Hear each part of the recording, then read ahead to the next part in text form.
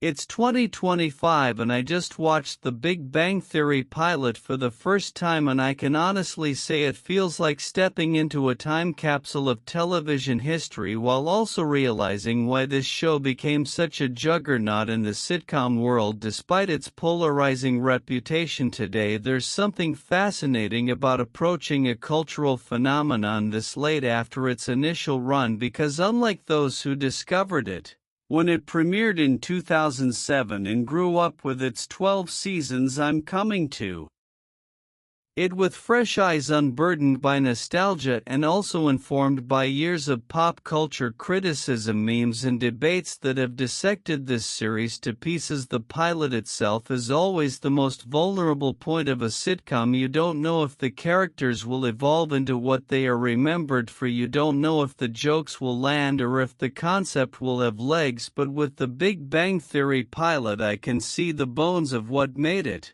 both beloved and criticized from the very first scene.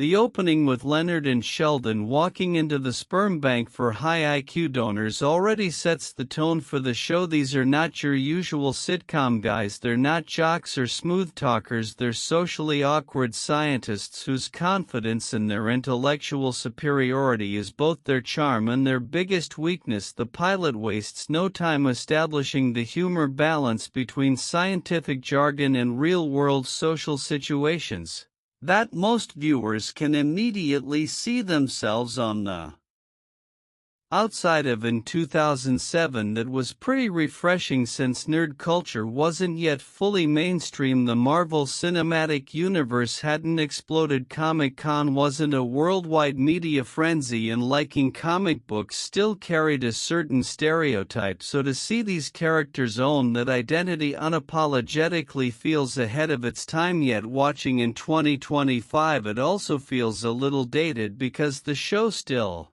relies heavily on mocking rather than celebrating their quirks. You laugh at them more than with them, at least in the pilot.